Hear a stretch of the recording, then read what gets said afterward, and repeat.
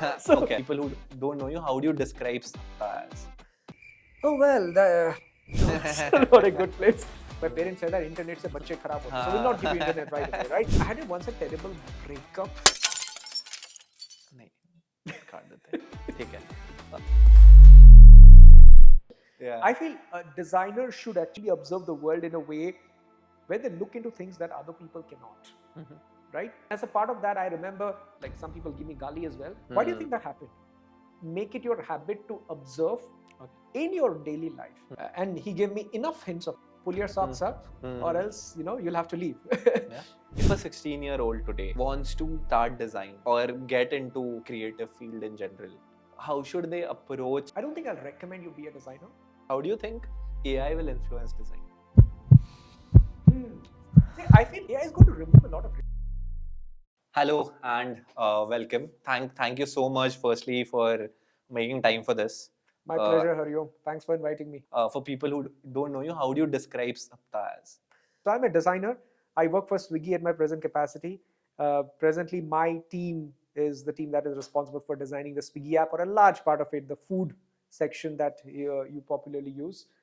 That's pretty much what my introduction is. In addition to that, I also create content. So some of you might know me as a content creator, influencer, as they call it. I don't like that word though. Yeah, that's about it. This is more of a answer which you would give in an interview. Right. I would love to know how your childhood was. Where did you where were you born, brought up? How were you in childhood? Like, how did that journey go? Right. I was a studious kind of person. Of course, I was born in a middle class family, and for a middle class family whose parents are into service, my parents were government bankers, right? You have only option to do better in your life, right? Correct. Is to study well and get a good job. That's all we could think of, and I did that. I did exactly that. Had been consistently in the top 3 across my academic life. And then, of course, made it to IIT. And we all know that's not easy. Yeah. Yes, I had to work hard. Luck played a great role as well. And I was fortunate enough that my parents could afford to put me in a place where I could go through an IIT coaching. Right? Correct. Because But I'll take a pause there. Go back. In terms of, how was a 6-year-old Sapta? So, where were you born exactly? So, where I was born, right? Well, a lot of people know me as a city boy, but I was actually born in not in a metro city like Bangalore. Although my parents we all are in cities now, but I was born in a very small town in Assam. Okay. The name of the place is called Dibrugarh. Most of you may not even have heard of it. It's famous for its tea. Okay. So, but it was like not a village. A lot of people end up thinking that, oh, Assam must be somewhere in the hills where you would just hike. No, that's not the case. It's like proper. It has roads and all, everything. But it was interesting because one thing was my way from my home to school was surrounded by tea gardens. So there was a road, there were tea gardens on both the sides, Wow. right? Must be amazing. Yeah, it's really amazing. So I would travel by that. My dad would, of course, take me in his scooter, and every morning, that the ride through that road. So would you be used awesome. to go to school with your dad. Yeah, he would got drop me to school, and then he would leave for his office. And evening, there was a time when my dad used to pick me up again, but then it was getting difficult. But then we arranged with a school bus. Okay. So I would come back in a school bus. But go with your dad. Go with my dad, because my parents always believed that as parents they should have some connection with the school. Otherwise, it's like going by bus, coming back, but the parents are not really connected with the school. They wanted to feel connected with a place where their child spends 8 to 10 hours of his day, right? So that's how it was. A very protective Indian middle class family. A lot of focus was given on education, and of course, we had to study a lot. And I would say I was above average as a student. As a student in school. Yeah, as a school. I mean, I was pretty good. I would say I was one of the top 3, and like that teacher's pet.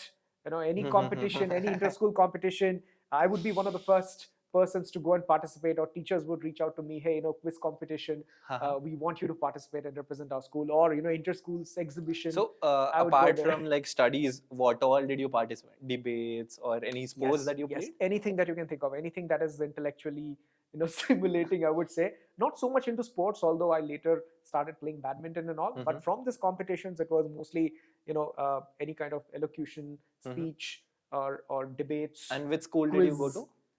I went to the school called Don Bosco School, which Okay. is in Dibrugarh, Assam. Uh-huh. Yeah, it's a very small place, but yeah, our school was one of the famous proper schools out there. It has a good infrastructure, nice And playground, what nice kind of auditorium. friends did you have back then?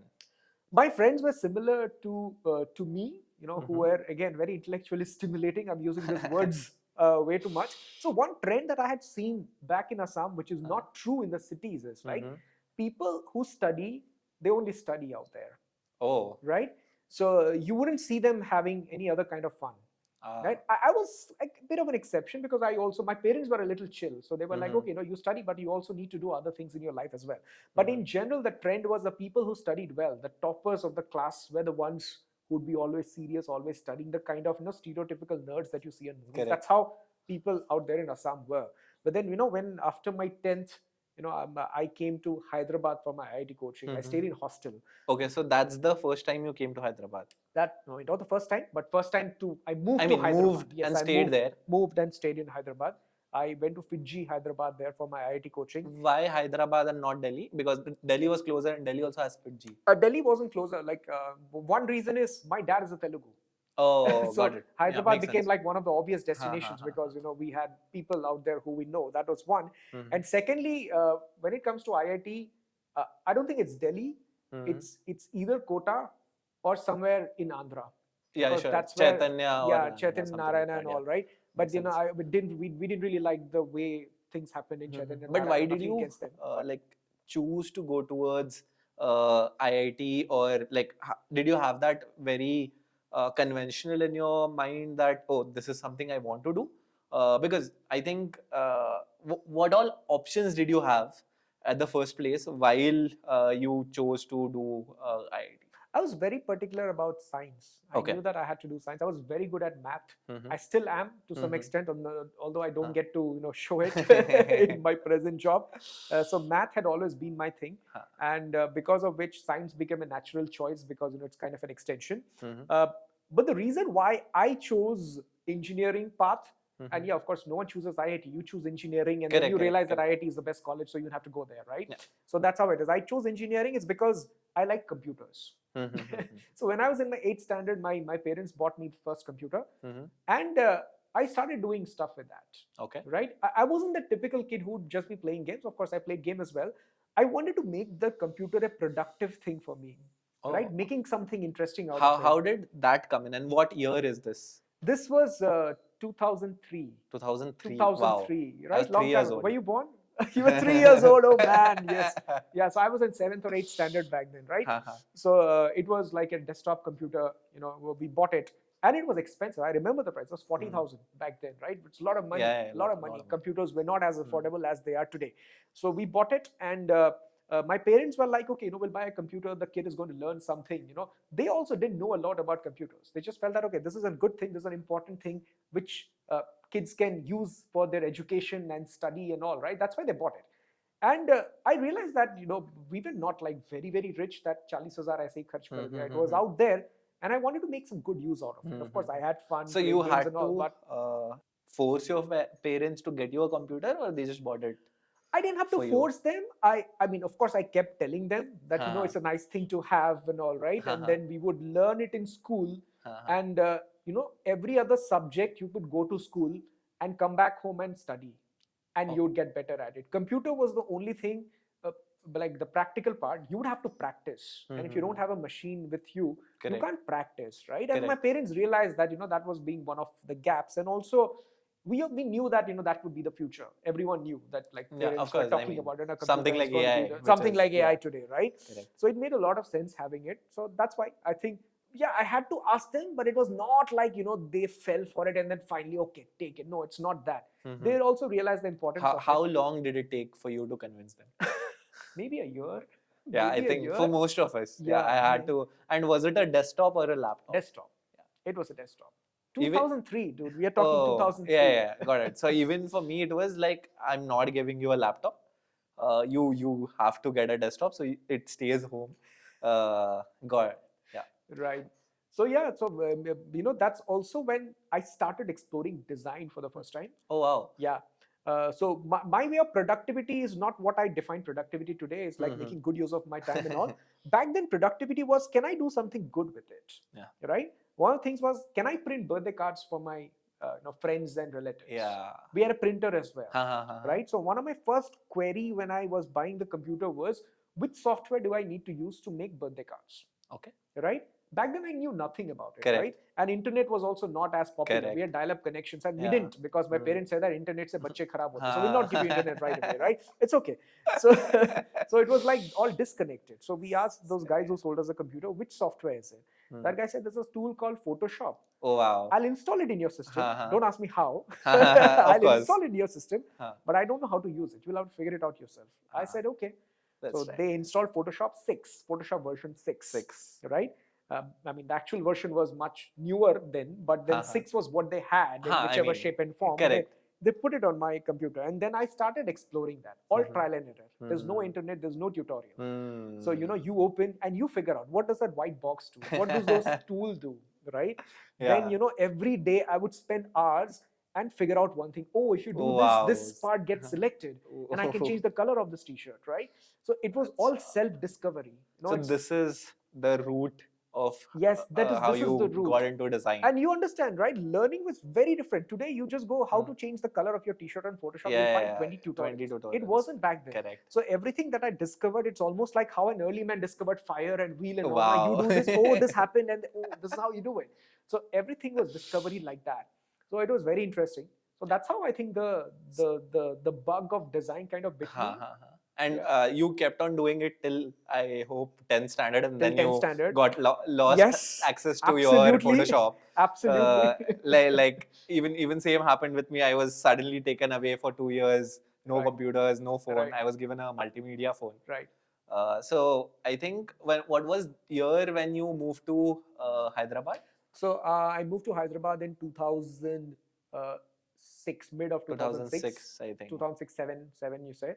So there I went to Hyderabad. Again, like we looked at all those Narayana Chaitanya, everything. Those are all good colleges. But I realized that I was not the kind of person who would need to be forced to study. Yeah. Right? Narayana Chaitanya is more for that. If you don't study, we'll make you study. Yeah. I just needed a good place where I'd get the good instructions. So I chose Fiji. It was not extensive that you study for a whole day. Correct. There was 4 or 5 hours of college. After that, you're back to your hostel and you're on your own, right? Correct. You study, you don't study, it's up to you. So I think that suited me better. So I enrolled there. But again, there were no computers, not so much of entertainment. Correct. Right? You're on your own. You're mission focused, right? You have a mission. You need to crack it. So yeah, that's how the life was next couple of years. Then you went to IIT. Yeah. Why did you choose Madras in general? Closer to home. Okay. So by then, the year I cracked IIT, that was also the year my parents moved to Hyderabad. Oh. I also have a younger brother. He's 8 years younger to me. And then, when I started, of course, there's a chapter before that as well. When I started studying in Fiji, Hyderabad, I realized that I had to put a lot of extra effort to match up. The education system that I had in Assam. So Assam was great for maths, great for English, right? Our math and English were way above what the rest of the India was doing. Where we lacked was science as in physics and chemistry. So when I came to Fiji, I had to put a lot of extra effort on physics and chemistry. And then after coming here, I also realized that people, while they are in school from 6, 7 standards, they were taking IIT foundation courses. Yeah. So they would study a lot of things which everyone else would study only in 11th and 12th. So that gave them an edge. Correct. So, okay, I slogged and, I could match up there. But I didn't want the same thing to happen to my brother, right? Correct. And we discussed, and my parents also felt that it makes a lot of sense to move to a bigger, better city where all the opportunities are there. So they moved to Hyderabad, and then you moved to... And then I moved to Chennai. Then it was like a natural choice. It was very close. Yeah, very close. Right? Yeah. I was looking for Bombay as well. But then, my parents were like, any Bombay's, movies, Bollywood, it's not a good place. But anyways, Madras was nice. Yeah. So it was a good campus. We went there for my counseling. Since we were in Hyderabad, the counseling it used to be offline. Okay. So we went to IIT Madras. We really liked the campus. We thought that, okay, if you get here, it will be good. So I've been there, yeah. So I am also I did my bachelor's also from Chennai. So. Oh, is it? Yeah. So IIT Madras. Not IIT Madras. A private institute. Okay. But yeah. So moving to your time at IIT. So now you get back the access and everything suddenly. Right. You get access to technology, you get access to a little more money than what you used to have, and maybe a little more freedom. How was it like landing into college? This is what I want to do. How was that? So yeah, it was like suddenly, you have a lot of freedom. Of course, I never felt that my freedom was curbed at any point of time. Yeah, but right, I wouldn't think say that. The pressure of studying to crack IIT takes away a lot of things here. I Yeah. cannot deal or waste my Yeah. time. But suddenly you had a lot more of that. So how did you Right. go about So the pressure was relatively lesser. Hmm. Once you go into IIT, it is not as much as during a. I didn't quite catch that. You were not meant to. Tim, you have to change that. Right. Right. So the pressure was relatively better because the competition is way too high in your IIT JEE days then. Correct. So there you get to explore a lot of things, right? Like there are lots of things happening. So the best part about IIT is not things that happen inside classroom, but outside of Correct. it, right? You get to see what excellence is. Correct. And you get to get inspired by a lot of people. IITs are not just manufacturing or producing the best engineers out there. They are producing a lot of other people who are best in many things. So best personalities. I'd seen someone who's great cricketer, someone who's a great dancer, someone who's a great poetry composer, someone who's a great like car builder and stuff like that. Something which is far away from technology. You've seen, of course, I've seen some great designers as well. Correct. I've heard stories of one guy, one senior who was in 4th year when we was in 1st. He said that our fest was Sarang. Our cultural fest was called Sarang. So he was in the design team of Sarang, and he was supposed to make a video teaser, an animated teaser for the Sarang event, right? And apparently at night, he discovered that there's a tool called After Effects. He installed it. He spent the whole night. He learned, and the next morning the teaser was ready. Wow. So I've seen and experienced stories like this. I've seen the person who had gone through that, right? So all these examples, when you see in front of you, it makes you feel like nothing is impossible. Correct. I think that's also another question which I want to ask you. So a lot of people will be watching this, and maybe someone who is in 11, 12, or maybe 16, 18, and they are right in college. So now college opens up an opportunity or horizon of things where you can do whatever you want to. Like academics is definitely one part, but that is not something which will help you shape your personalities, right? You could go dance, you could do modeling, you could do photography, videography, or maybe choose design and then excel in that, or just be a good learner at something. So how do some people who are just starting out approach that in a way that, oh, now that you're in college, how do you sort of approach things? Like what should they get into? Because I, as a student, I got into a lot of clubs where I got to try out a bunch of things very quickly. So I have written code for planes to fly in my first year. I joined a UAV club, and I also got to understand the dynamics of how things work on plane and everything. But yeah, definitely I think opens up a lot of things. So how should that happen? I think you should try out everything. I've literally seen in my first year of college people trying out things for the very first time in their life. There's some people who are learning to ride a cycle for the first time. Wow. They never learned to ride a cycle. Wow. Right? And inside IIT campus, you're not allowed bikes and all. Cycle is the only way. And you, of course, your buses, the Insti buses were there. But you should try out everything. Like I tried out a lot of things which I was not naturally attuned to. Right? Like I played sports. Yeah. Right. Although fitness had always been one of my things. Of course, in between, I was not so serious. But in college, I tried to play sports. Although I didn't pursue it fully, but I did try. I tried my hands at it. I tried my hands at dramatics. Wow. And when I did dramatics, I realized that, hey, maybe I've got a bit in me. And maybe some of these things are today reflecting in the videos that I make. Right? I'm not really acting, but it helps you be comfortable when you know that there are lots of people watching you. Correct. Right? Being in your own skin and all. So yeah, these things do help. Now, if you ask me, how did that dramatics experience help you? Maybe it is. I don't know. And as a part of that, I remember today a lot of people, like some people give me gali as well. They say that I have a fake accent. I do have an accent, right? That's not how an average Indian speaks. Yeah. Okay. And a part of it has got to do with what I used to do in IIT, just like that. I had a habit of speaking to the mirror. Correct. I would go in front of the mirror and talk in English. In an attempt to maybe improve my English, I don't know, but just for fun. Every day after dinner, I used to do it for some 15-20 minutes every day. I did it just for fun. Correct. Maybe that is the reason that has improved my fluency today. I don't know. Yeah. Right?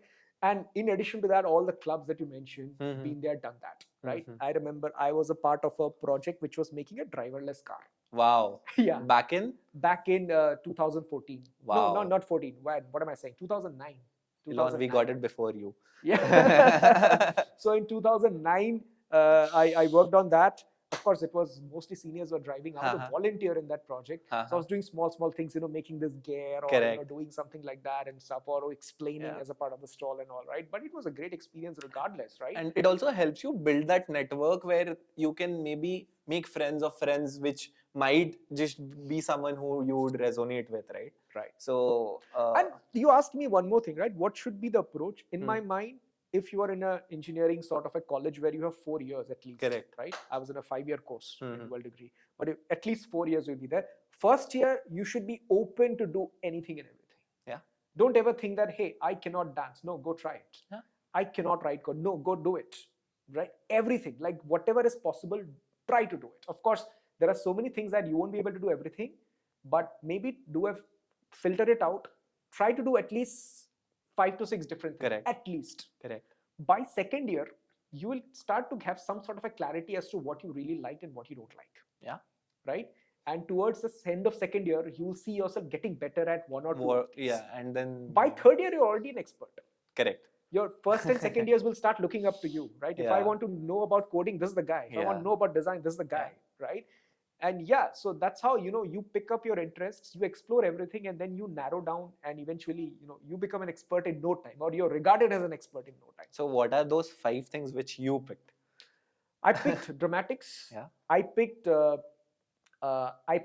The car one which you mentioned. The car one was just one project. I wouldn't say I picked.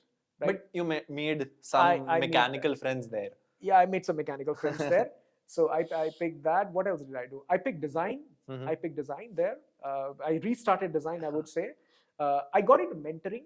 Wow. Behavioral counseling. That is something I got into. And I did it for a very long time.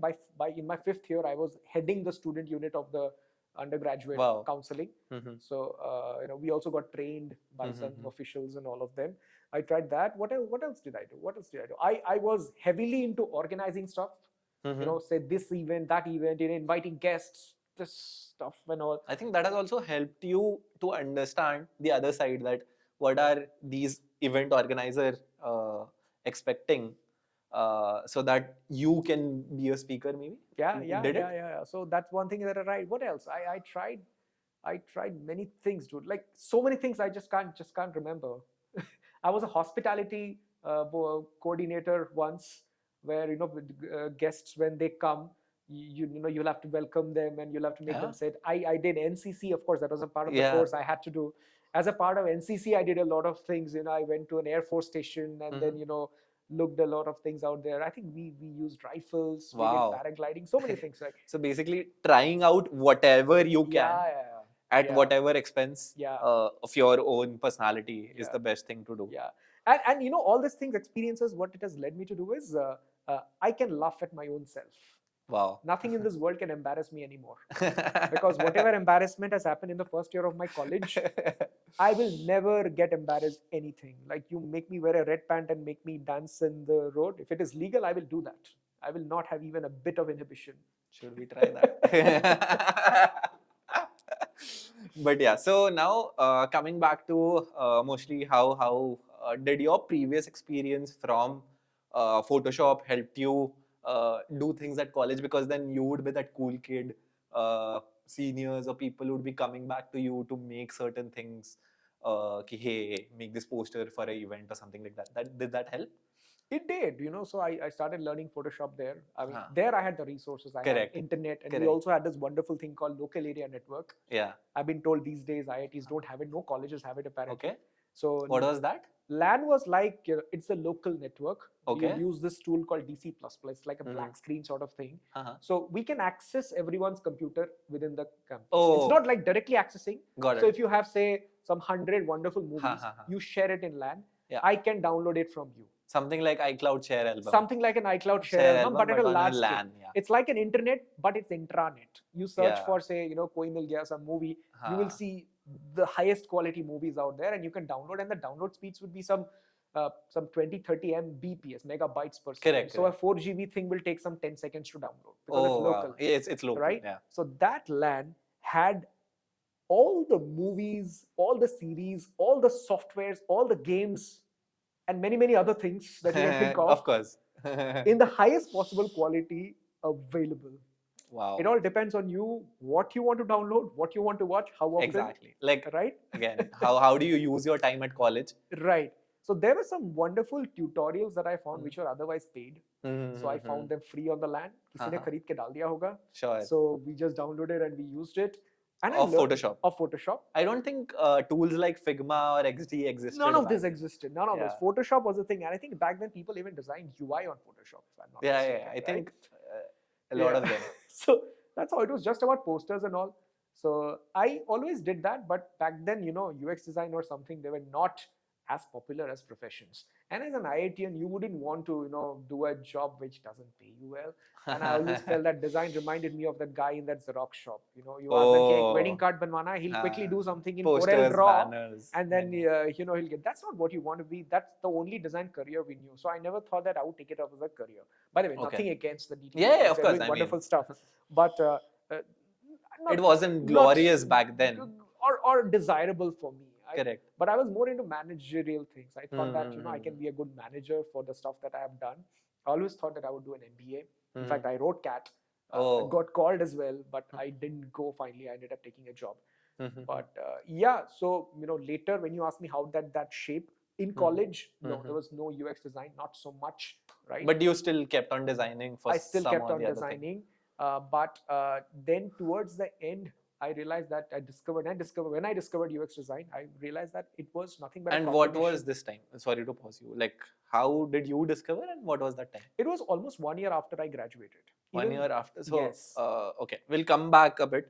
So, coming back to the point where you are almost about to get to a job, how was it back then? Like, were placement like a normal thing? And how did you approach placements in general? Placements was of course a big thing for all of us, but luckily we had a lot of companies because the college we were in, right? So there would be a lot of companies, but none of them were design companies, right? And honestly, I never thought that I would build a career in design when I was Okay. applying for placements. But did you even think of कि यार ये सोचा जा सकता Not at all.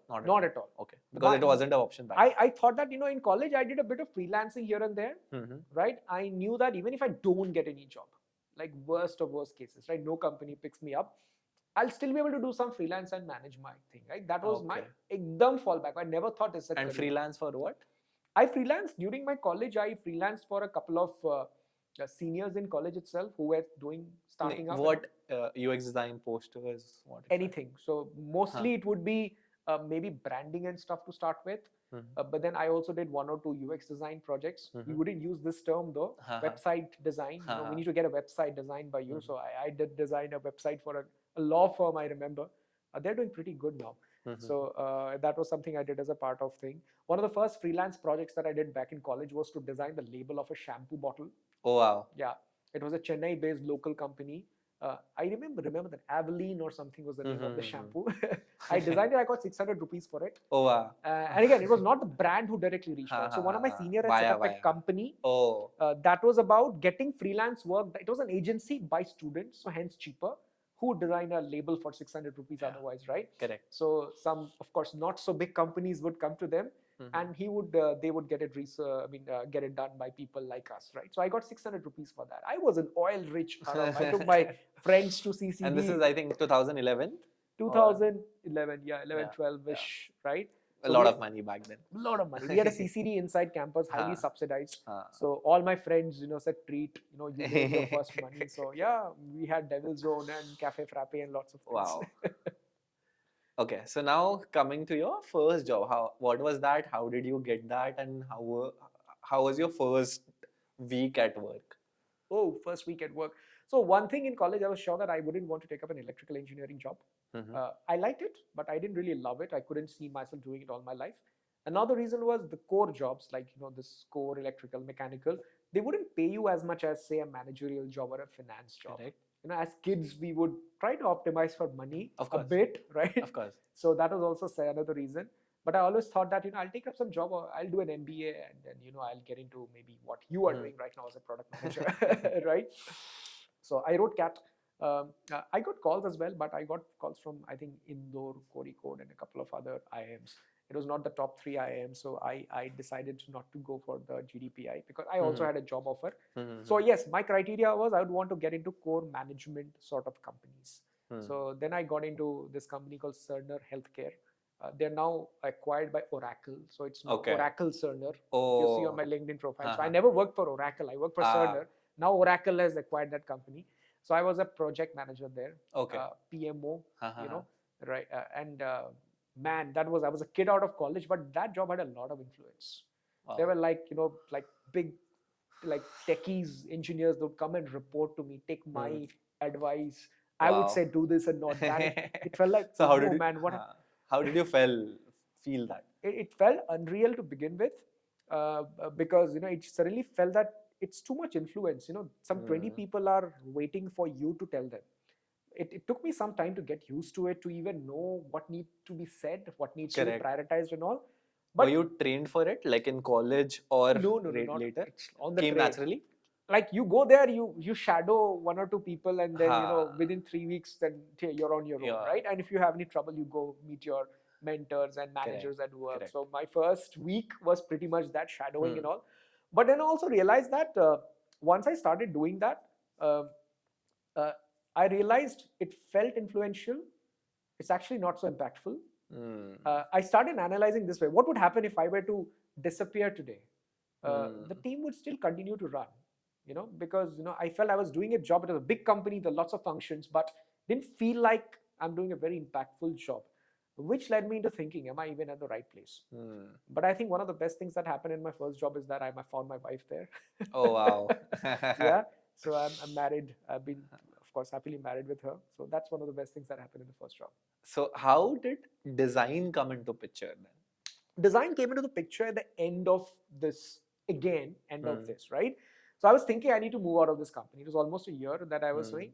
I thought that I should start getting into product management, because that's one of the ways of getting into the school startups. Housing was one of the companies I was always looking at, right? They had openings for product management and all. And then it so happened that one of my seniors was a designer at Housing. Oh, okay. He was also just like me in college, right?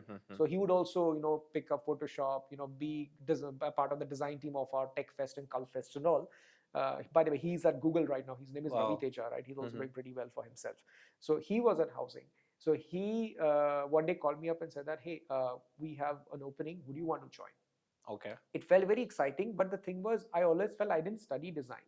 So what will I do out there, right? The people must have studied design and all, and they're way better than me. I'm just operating. I had that awareness, okay, that. But did design as a field existed to study at that time? Yeah, it did, of course. Oh, design, of course, there are. It has been going on since very, very long time, right? Okay. Maybe not digital. Today also, you don't study UI UX, quote unquote, if I put it this way, right?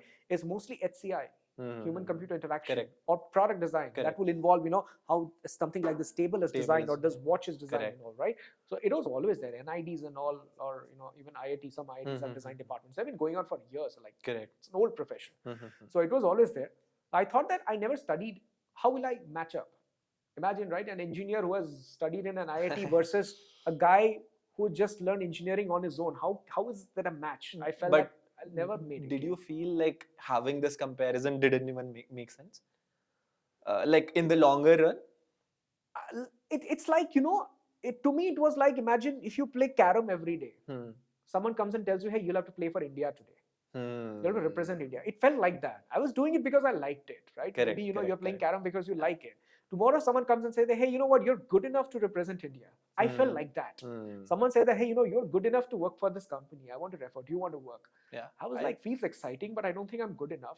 He said, don't worry. I think you're good enough. They'll give you an exercise. You do well in that. Give your best and you'll make it. Correct. I think that's where network comes into play, right? Yeah. And that's why you should do whatever you did in college, basically. Yeah. Right? Yeah. So what was that task and how did you approach? Oh, the task was very simple. Okay, I had a couple of rounds of interviews with people, and of course, all of them are like friends of mine now. So then they gave me a task. The task was very simple. It was not even a UX design task, honestly. It was a UI design task. Okay. They gave me some grayscale wireframes of a planner app, some references, and they gave a problem statement. Just make the screens. That was the task. But what I did was, since my senior told me like give your best, I I did more. I modified some of the things which they suggested. Not like this, like this, right? So I made a few things like that. I made a nice presentation and I sent them. They liked my work, and then they said, okay, for the next round, we'd like to fly you to Bombay. So housing was in Bombay. I was working in Bangalore. We'll fly you to Bombay for a day. And I was, first of all, flying to Bombay for a day itself felt like, wow, I'm suddenly so big a guy that someone is paying 2 hour flight to fly me just for a 1 hour meeting. I felt very important. So they did. And the meeting was barely 30-40 minutes. Wow. Yeah, I mean, they said, okay, this is what you're earning. Okay, we'll give you this much. And the amount was like, oh, really? I think I've been vocal about it. I got a 110% hike from my previous job to housing. So yeah, that's it. I did my interview, came back to Bangalore. Next day, I put down my papers at Cerner. And yeah, within a month, I was in Bombay at housing. Yeah, I think that's how I began. Going beyond what you're supposed to definitely helps you get those eyeballs or get to a better place in life, right? Yeah. Or maybe if you're supposed to do something at an organization and you do more, you're definitely appreciated for it. Yeah, absolutely. It's always there.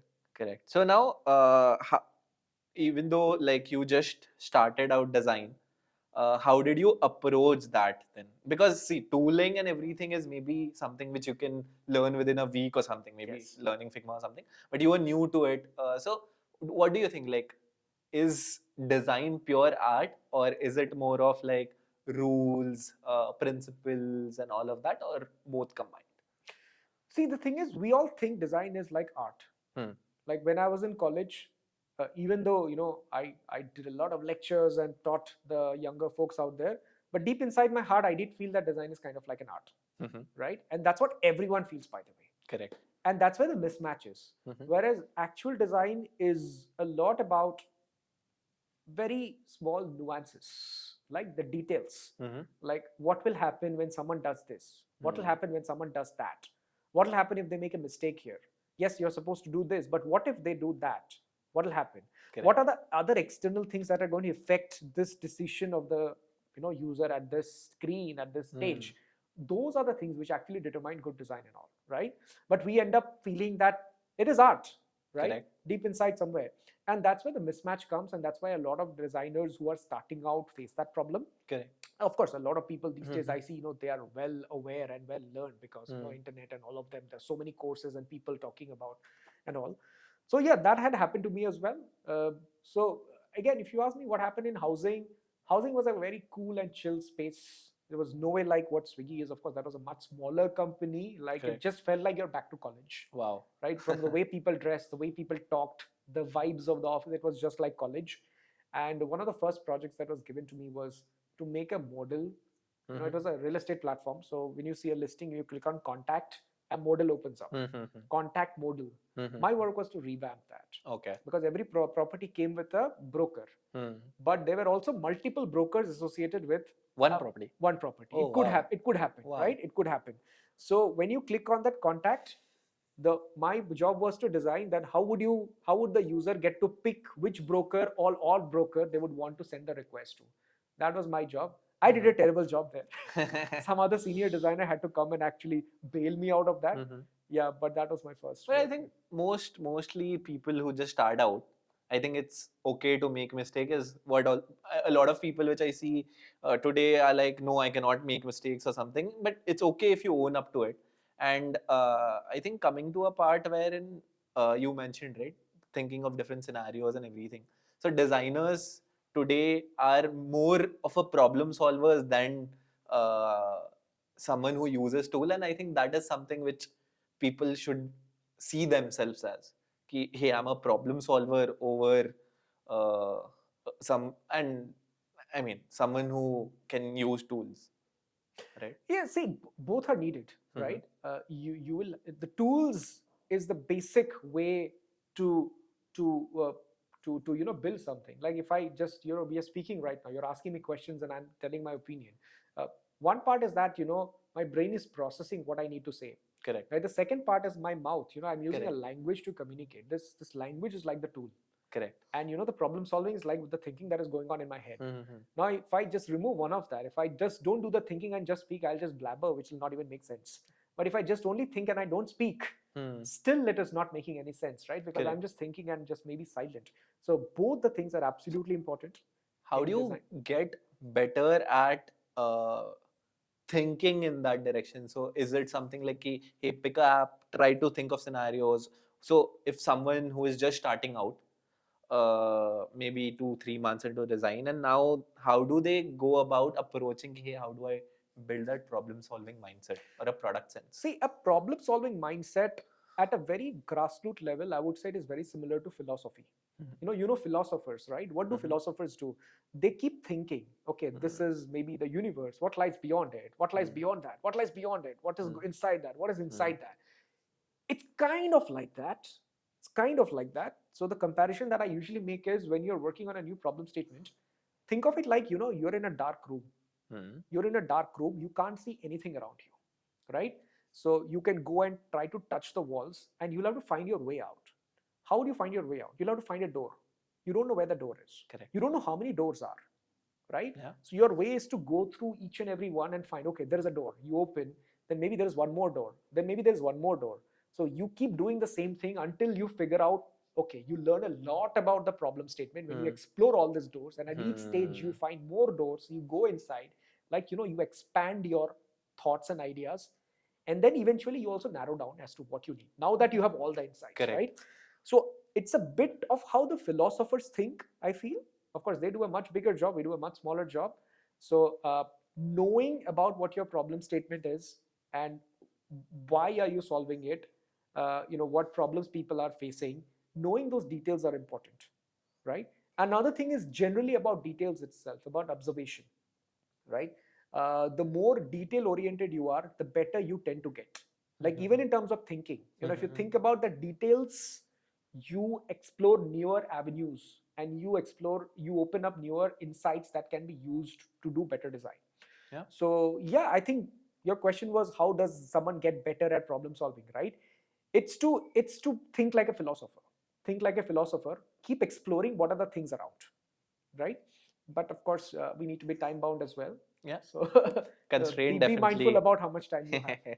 Okay, so we spoke about how you started your first task in housing, and then it went towards you solving more problems and getting that done, right? Was there a tricky journey or a tough path? Because it's your first job, you get feedback, and then you act on it.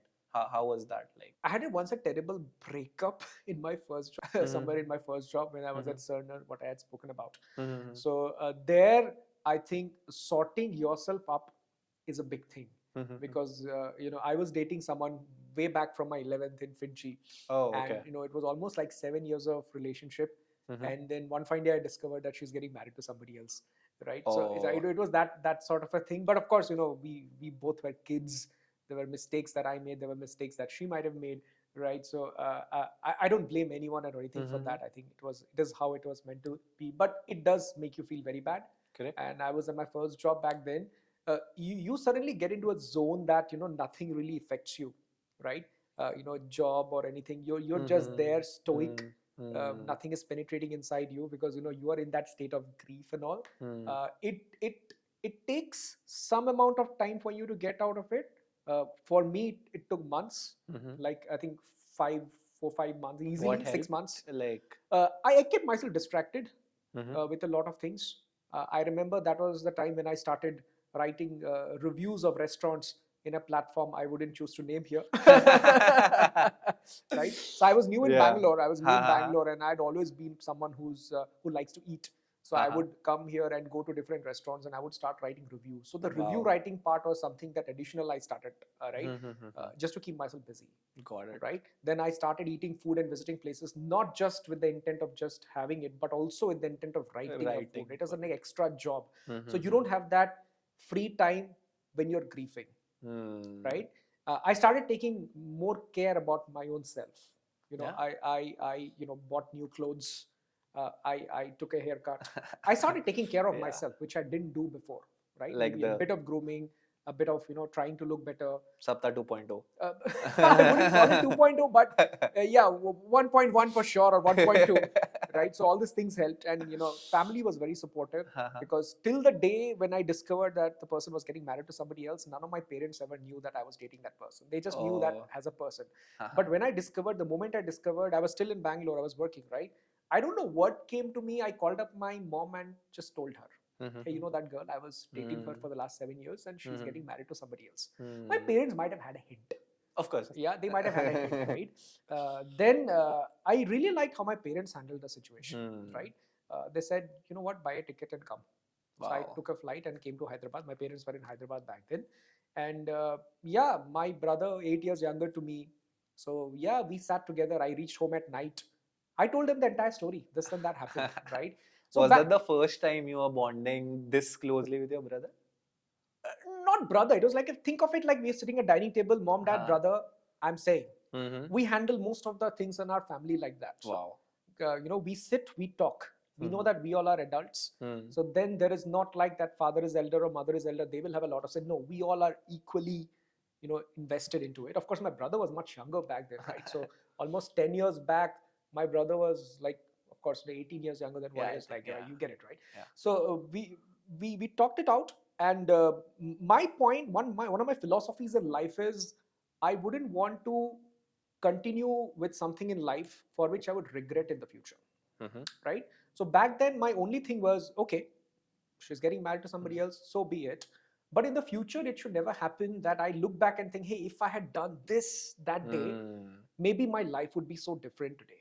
I wouldn't want to be in that state of regret. And that is something, a principle, a fundamental I follow across my life. So back then it was like, what all can I do now? I will do, so that 10 years down the line, I'm not regretting. Wow. So yeah, I called them up. I make my parents speak to her and all. I just tried to ensure that there are no rooms of any doubt. Yeah. Like, was she complying because her parents wanted her to do that? Like, I just wanted to rule out all these possibilities, right? Let's talk it out. If it's not meant to happen, it's not meant to happen, right? I shouldn't be like, if I had called her up, maybe things would be different. I wanted to rule out all those possibilities. Correct. I did everything that could be done, and I realized, no, it's not happening. It's not happening. That's it. After that, I went cold turkey. I deleted number, everything, and then I was back to Bangalore, and then I started all this writing review or working out and buying clothes and all of them. And also, I had good friends at my first job, and like I said, I met my wife out there, right? Who was my friend, and then of course we started seeing each other, and eventually we got married later and all, right? So all these things actually helped you get out of that situation. So yeah, that was one like weak point in my life that I felt, but luckily didn't affect my career all that much, because like I said, my first job, although it felt very authoritative, it wasn't all that impactful, right? So you could continue doing your job even though there was a lot of turmoil happening in your personal life. It wouldn't be possible in a startup scenario like this, right? Because you need a lot of mental space out there. So yeah, that happened. But by the time I moved to housing, I think things were fine. Things were fine. So yeah, coming back to housing, but I mean, a terrific story for sure, and a lot of learnings for how to deal that in general, right? Like I see people struggle with that a lot, right? So how was it as housing, and then you moved to Zeta? How did that transition happen? Yeah, housing, like I said, it was very cool and a young space, but I had this inferiority complex at housing because I always felt that everyone else is better than me. Even though I cracked the interview, I did everything right to get into this role, I always had this feeling that, hey, I'm not good enough. I somehow made it. I don't know how, maybe by sheer dint of luck or something, but I always felt that I'm not good enough. And I felt every other person in this team was better than me, right? In fact, my personality kind of changed in the first couple of months out there because of my inferiority complex. I'm an extroverted person. I think Correct. you're getting it. The way Yeah. I speak, the way I carry myself and all, right? Mhm. In housing, it was such that I was so silent. Mhm. People thought I was an introvert. But did it help you to push your limits? I don't think so. The situations later, henceforth, what happened after that, which I'm maybe going to say, that helped. But that being an introvert, although I'm not, I don't think that really helped me. It was just that I was hiding myself. So you're not feeling like yourself. I was not feeling like myself because I always felt that they all are so damn great, and what the hell am I doing? I don't good enough to be here. I like to be here. I want to be here, but I'm not good enough to be here. That was a feeling that would, in fact, few days back I posted a story which was a group photo with some of my housing colleagues, right? I'm sure half the people, of course, I know all of them very well now, right? Half the people wouldn't know that I was standing in that picture.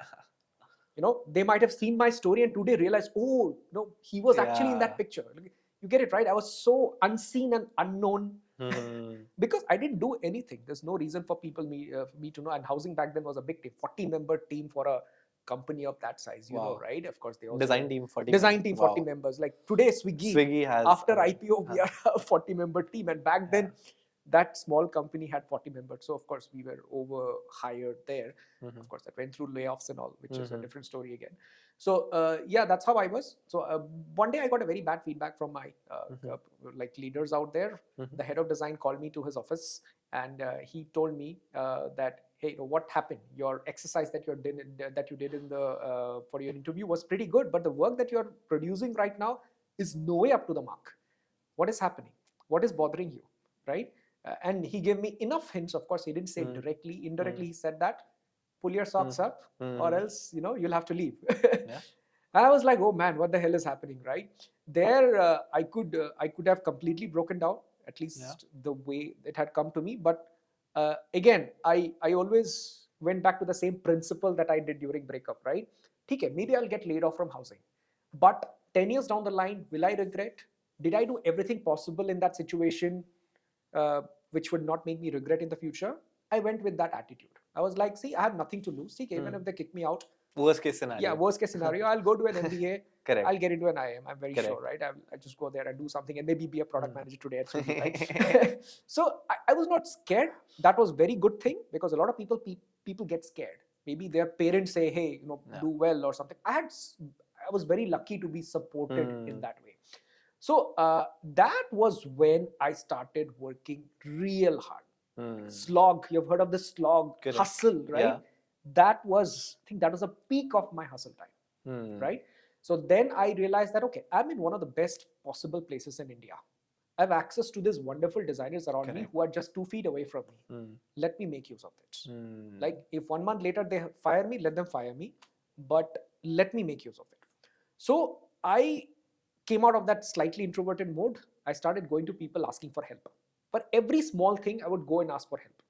And I would also go and check their files later at night. Maybe at some 7 o'clock or so, we would end our work day and we would go back home. I would start another day there. Oh. Within 30 minutes, I would just, freshen up and all. I would open up my files. That's when I would practice my own design. Okay. I would go and see the files of other people. There were some designers like Harshil, Adit and all who I really look up to. I still look up to, right?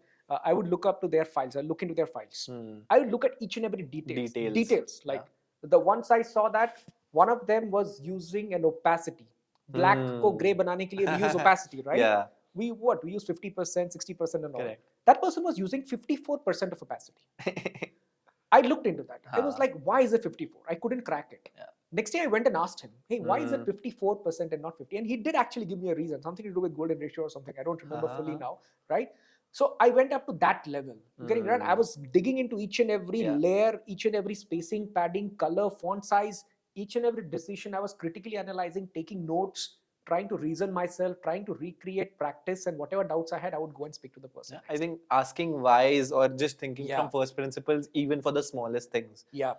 So that was this would go until some easily 2-3 a.m. in the morning. So I would start at 8. I'll take a break for dinner, maybe 30 minutes, less than that. It would go until 2-3 a.m. I did this for a good 3-4 months. Wow. Good 3-4 months, maybe more than that, right? And I tried different tools out there. there used to be a prototyping tool. I even forgot the name of it. It was by Google. Okay, it was a Okay. very basic prototyping tool.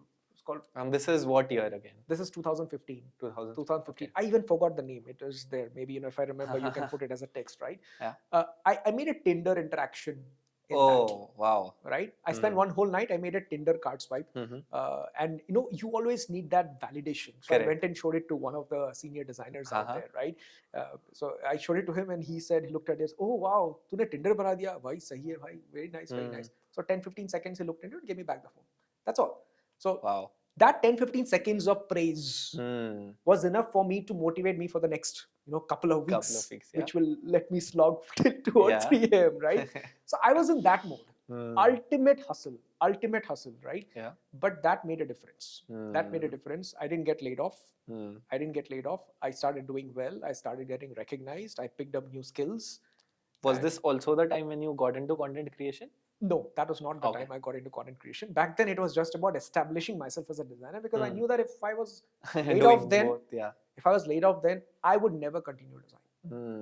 I would never continue design. I might still do well in life, but I would not design. I think thanks to that feedback, I think that's something which is or should happen more often, that if there are any feedback, rather than holding them up, even as a manager or a mentee, it should be just passed on to, right? Because that definitely helps, and the way you have acted, it is something which is very inspiring and something honestly, people can learn from. Looking back, I'm proud of myself that I did it. Correct. Yeah.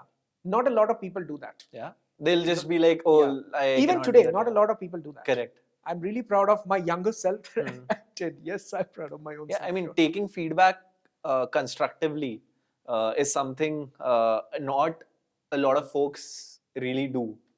So, kudos to you that you did that. And I think people would know how to now take feedbacks, right? So now moving to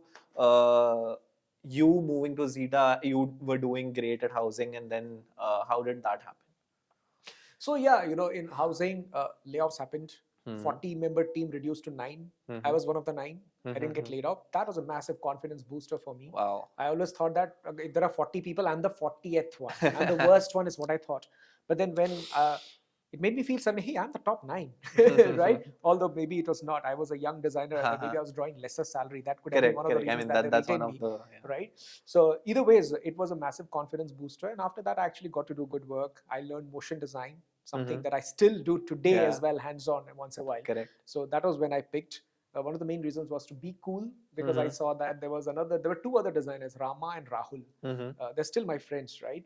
So they were very good at motion design. They would do some crazy animations, UI and all, and they would put it on this platform called Dribble. And a lot of people would like them. And even within the team were like, wow, kya banaya, what an awesome thing that you made, right? I craved that. Wow. I craved that praise. I was like, I want to learn that. So I went and asked, hey, which tool did you use for making? He said, After Effects. Okay, mission. So I picked up After Effects and I started learning. And all those people really helped me, right? Like Rahul, Rama and all, they really helped me to pick up After Effects. And then very soon I started animating.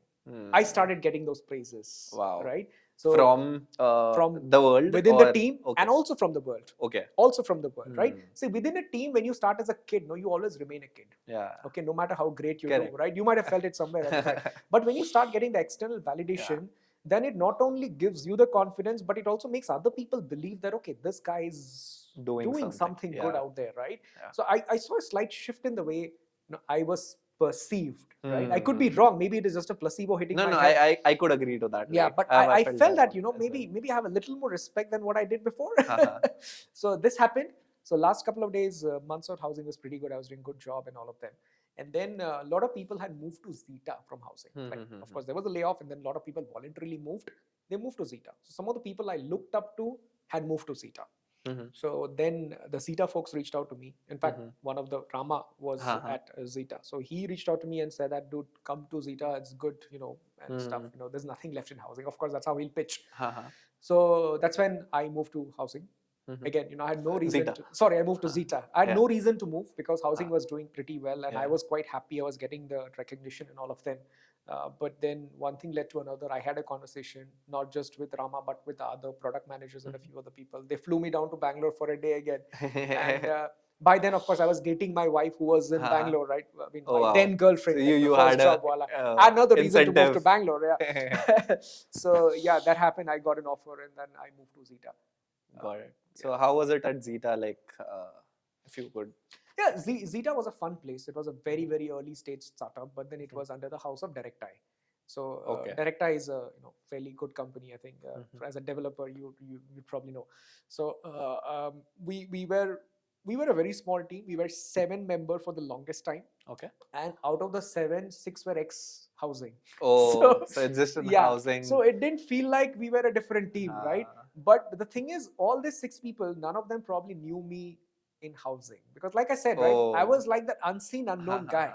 We got to, maybe they knew, maybe some of them Mhm. not, maybe not even that. Then we knew, we became friends and close friends only at Zeta. Hmm. And some of them are still my family friends, Mhm. right? Mhm. Like one guy, he got married, I got married. Now our friends are also best friends, right? So our wives are also best friends, if you Yeah. know, right? So it's that, all started from housing, and we are still continuing it. The Hmm. impact that early stage friends have.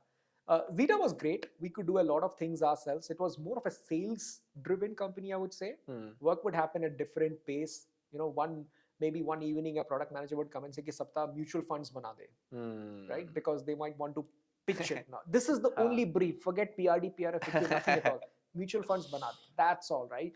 And then I would go and see, what does it take to have an app that sells mutual funds? I will see, okay, maybe you need a graph which shows the progress. Very surface level, right? The kind of thinking that we do today at Swiggy, nowhere close to that. Correct. Because those would be just used for pitching. Maybe Correct. that was a B2B sort of a product. They would go to Correct. pitch some client that, hey, we also have this mutual Huh. funds product. And they'll say, okay, yeah, this is nice. Go build it. Then maybe, we'll go deeper, right? Correct. That's how it was. That was the attitude of the company. Very fast moving. So within one night, I would have a mutual funds ready. Wow. Right? That sort of thing.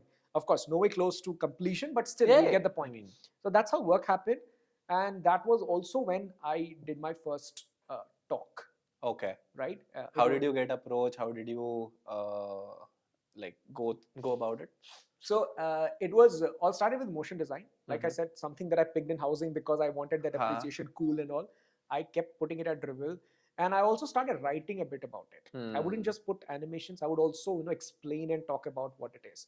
So that led another very senior person from the designer from the industry, highly respected. His name is Sunit Singh.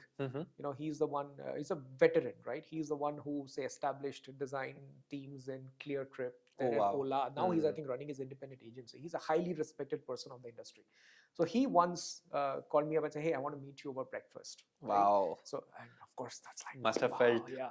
So of course he was trying to pitch Ola to me back then, but then I was very new at Zeta. I wanted to spend some more time, so I politely declined that. But then we stayed in touch, and apparently he recommended my name as someone who could speak on motion design to this conference called Meta Refresh.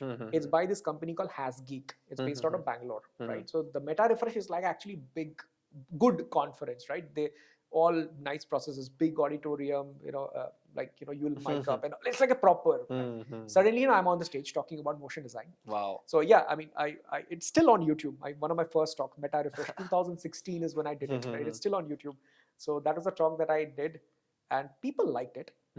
And then once you do one thing, 2 things, 3 things, it becomes a natural flow. One thing leads to another, people start reaching out to you. Yeah. Because people always think like, who is a designer who also speaks? Okay, you'll have a very handful of names. They'll start reaching out to you. Then you do one more. So one thing leads to another. So I did, within a year or two, I had probably some 20, 30 talks on my kitty, which I had done, right? And this included workshops, this included talks, this included me going to different companies and then, giving a talk to their designers. And this included big companies as well, like Practo, Amazon, and yeah. Did it also help you learn more things? It helped me get a lot of different perspectives. Different perspectives. Like some of the eye-opening ones are when I delivered my first international talk in Singapore, I realized that Singaporeans, like a lot of Singaporeans are from Chinese background. So I've been also told about it. So they say that they wouldn't react all that much when you're speaking, but they are probably much better listeners than an average Indian. Yeah. So when I deliver talk in India, you would see the audience fully engaged. Right? They'll nod their heads, they will smile, they will react, they'll do all of them, right? This is not so much in Singapore, at least from my observation, whatever little I did, right? But they probably listen and absorb a lot more. And that is reflected when they later ask you questions. So that is something that I saw, very nice, very good. And you engage with different people, then you will see how some of these cultural things differ. Maybe I narrate a story in India everyone relates to, right? Even though I feel that it's not a very India specific. I narrate the same story out there, maybe it doesn't work. But then something else which never worked in India work out there, right? People connect a lot more.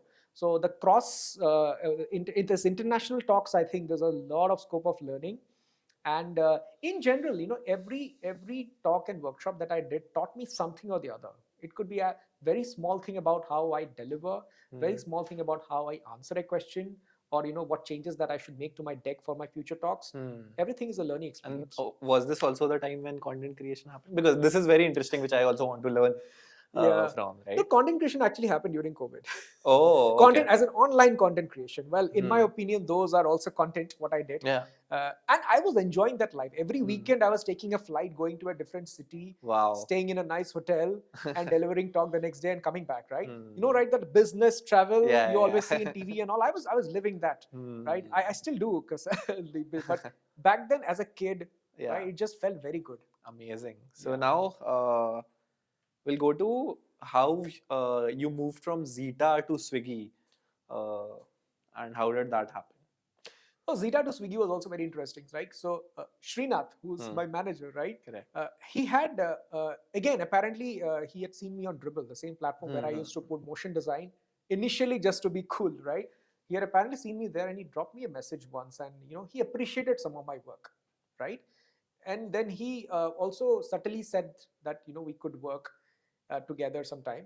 And I think I don't know, maybe I didn't respond or I didn't say it then. And 6 months later he followed up again, right? Then also I think we just generally had a chat. But then after that, I remember it was all online, right? After that, there was a product manager at Swiggy who was also a product manager at Zeta. So my friend, right? So this time she called me up and said, hey, Srinath wants to speak to you. Okay. Because he thinks that you would be a good fit here, and I've been hearing good things about Swiggy from her as well. And then said, okay, let's do it, let's meet. And by then Swiggy was pretty big name. Of course, not as big as today, but it was a popular app everyone had in their phones, right? This is 2018. This is 2018. Do you regret not joining in 17 and losing out on ESOPs? Just kidding. But yeah. No, let me answer that. No, because I realized that the amount of ESOPs that you make exponentially increases as you go higher up the ladder. Okay. So 1 year before wouldn't have given me a lot of, what I'm saying, right? You make the bulk of it as you grow bigger, right? So coming back. So then, yes, I met Srinath. Legendary meeting that happened in Third Wave Coffee, Kormangla. So he and I sat. We easily spoke for some 2 hours. Wow. We easily spoke for some 2 hours. The best thing that I saw is I really liked him as a person. Of course, no doubt about his designing ability. He's a great human being. And of course, I kept saying him, I want to work under you. Correct. Right? He corrected me and said, I don't want you to work under me. I want you to work with me. Right? That said a lot about what kind of person he is. Correct. And what kind of company was being built at Swiggy, right? And he showed me a lot of things which were supposedly confidential. I saw back then Swiggy was only food. He showed me prototypes of Swiggy stores. Wow. You don't know what Swiggy stores is, Yeah, right? I know. It's like when we tried the restaurant model for grocery stores. Instamart. Not Instamart is like we have our own. I think pods. what Dunzo used to be. What Dunzo used to be. Correct. That's what Yeah. Swiggy stores. He showed me, look, this is what we are going towards. And there are, sky's the limit. If we can bring food from one place to another in 30 minutes, tomorrow we can bring anything to you in under 30 minutes. And that's what we are doing today in Instamart, right? So the vision started with Swiggy stores. He showed me all of them. And then, one thing led to another. One day I came to Swiggy's office. I spoke to a couple of other people, the interviews and all, right? But it didn't feel like an interview. It was just like the conversation we're having now. But of course, they were evaluating me. I was evaluating them as well. And then I had an offer and I joined. I think that was one of the best professional decisions I ever made in my life. So what were the parameters you considered? The parameters were, I felt I was kind of hitting the ceiling in Zeta. Right? And I wanted to experience scale. I wanted to work for a product that everyone knows and I don't have to explain. Zeta, I had to explain. What is Zeta, right? I would have to explain. Swiggy, I don't have to, right? No one has to. Since then, every time I told anyone I work for Swiggy, the answer would always be a happy reaction. Oh wow, I use Swiggy a lot. Yeah. That Or- would always be the reaction. Or do you get discounts? No, the first one more. Second one, that would be maybe fourth, fifth question, but yes, it's always that, right? So yeah, that was that. And of course, like I said, Srinath felt like a very great leader. I could learn a lot of things from him, because in Zeta, see, it was a great company, great culture and all, but then we were kids, right? We all were figuring out our own culture, our own processes. Here, I saw that I would have an opportunity to learn from people.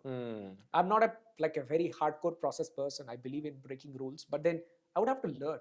Once I learn, then I can decide, do I need it or not need it? So I saw that learning opportunity in Swiggy. Yeah, these were some of the reasons why I felt Swiggy could be a good option back then. And thanks for you to join Swiggy. I think Swiggy is No, more I thankful. thank my own self, because like I said, it's one of the best decisions I made in my professional Yeah. life. Yeah. So we spoke about you just joining Swiggy. Must be very exciting. We were growing at, I think, a pace where we were almost getting 400,000 orders a day. How was it like into getting at a place which is chaotic, but at the same time you have scale? Oh, it was literally chaotic. You know, the office space itself, I Uh-huh. think you might not have seen, we used to work out of IBC office. Uh-huh. And that space was, you open up, it'll feel like a market to you. Everyone's like moving around. It was like an open space. The entire office was one single floor. Uh-huh. We were terribly short on space. Mhm. I remember taking interviews while walking on the floor because I don't have a space, Mhm. right? So there were lots of crazy things there. You'd see people sitting on the floor and doing, Wow. right? So it was that. It was a big shift for me from Zeta. Zeta was a very small company, but I was also, every day was something new. Every day was new, right? There I started looking into the details more closely, right? Before in Zeta, of course, while designing something, I would take a call. Okay, this is the header, subheader, maybe this is the button, and we'll have an image here. I know that this is fine, but I couldn't articulate or couldn't explain as to why that is the right. Why not something else? After coming to Swiggy, I developed that skill of articulating, or rather, first even knowing why am I choosing this? What happens if I don't do it, if I do it the other way, right? What is not right? I could explain it to someone, and I got much better at explaining and justifying my design decisions, which I realized is a part of being matured as a designer, right? Which I saw Srinath doing, and I learned it from him. And I mean, by God's grace, I would like to believe I do it well today, right? Of course, Correct. we are always improving, but that's something, is a major shift that happened when I came to Swiggy. In Zeta previously, whatever you say, okay, it's fine, right? People will have some opinions, but then your designer said, okay, right? But here I realized the importance of that. That was one big shift. The second thing is about how deeply we thought about one problem statement, right? Remember that mutual funds get it done overnight. That wasn't the case. Here, it was all about deeper. It was about deeper. While Zeta was about wider, exploring all different kinds of design. Swiggy was about going super deep. Vertical. Super deep. At times I feel we go so deep that it's not needed that much depth, right? You just do it. But Yeah. I like how deep we go, because it is making me better as a designer. It's making all of us as better as product builders that way. So that's something that happened at Swiggy. And of course, there was a bit of teething period. When you come from a place, Zeta had worked for around 2 years. When you come from a place, you always miss that. You try to compare. Hey, it was actually better in that company. You're like, what is happening, right? You feel that, right? Sure. Yeah. So I felt that too at times. Being a vocal person as I am, I also expressed that to Srinath. There were many cases where I even revolted. Hey, what the hell is this and all? But Srinath had been very, very, patient, and he probably knew that if you're getting a person like this guy is going to revolt and speak and all. He was probably prepared, but he handled all of them very well. He handled all of them very well.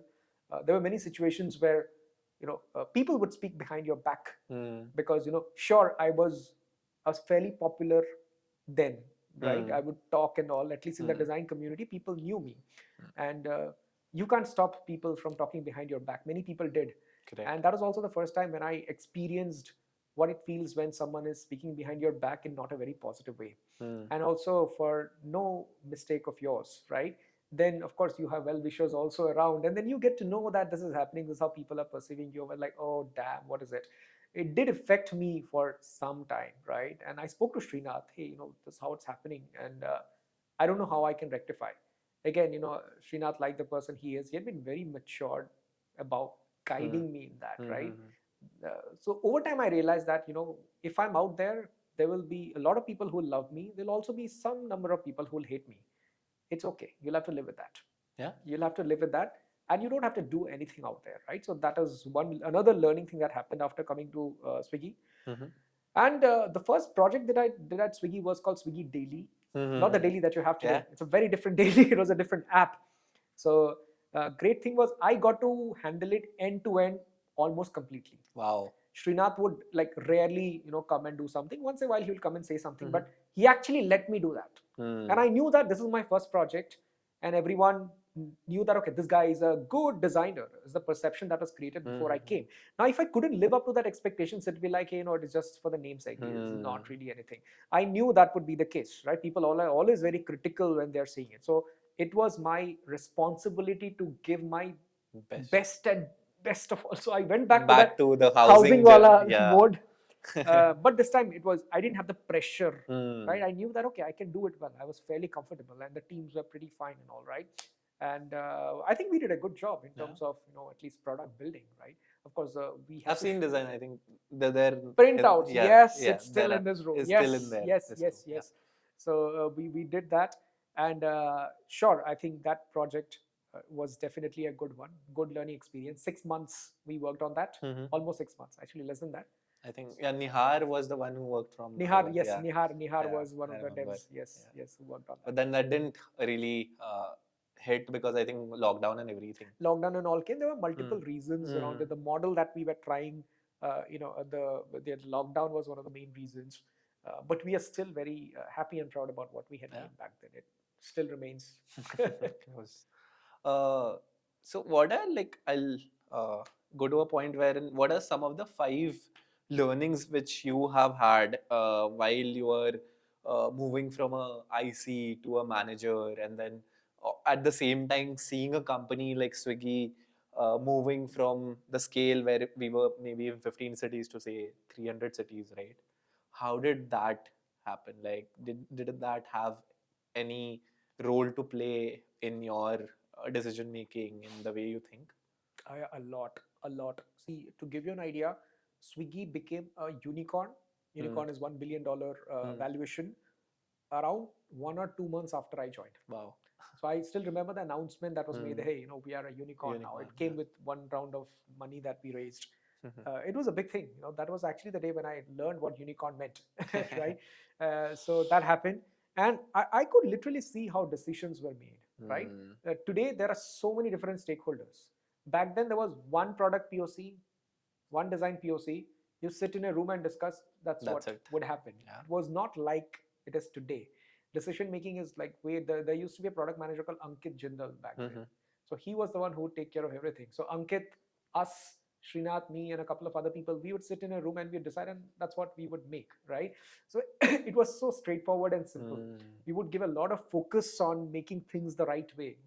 Today also we do, but back then I think our obsession was a lot more, right? Because creating the perfect experience was absolutely important. So it's today. But then today we have a lot of restrictions around, because we have a business to run. Correct. We have a lot of conditions and all. Back then those things were relatively lesser, right? And the stakes were not that high. Stakes were not that high, and decision making was much faster. But I wouldn't say it is a gradual change, because for all of us we have seen COVID. COVID is like something that happened and then suddenly things changed. So all of a sudden decision making and all, we became a big company, I think, after COVID, during COVID, right? Before pre-COVID and post-COVID, suddenly we have become a huge company, right? Correct. So that's what happened. Now you also mentioned about people manager, right? So it was a very natural flow for me. So I joined as a lead product designer here, and the next level to that is a product design manager. So I joined as a lead, and within 6 months, another person also joined from Zeta, which is none other than Abhishek. Yeah. Right? So he joined and he started working with me on daily. Right? Since we knew each other, Srinath made, okay, you both figure out, right? So it naturally happened that I started mentoring him. I started allotting him work and all of them. Then one day Srinath said, okay, I'm promoting you. Then within I think less than a year, I got promoted to the design manager. I was like, oh, okay, fine. I was not expecting, right? All these things happened.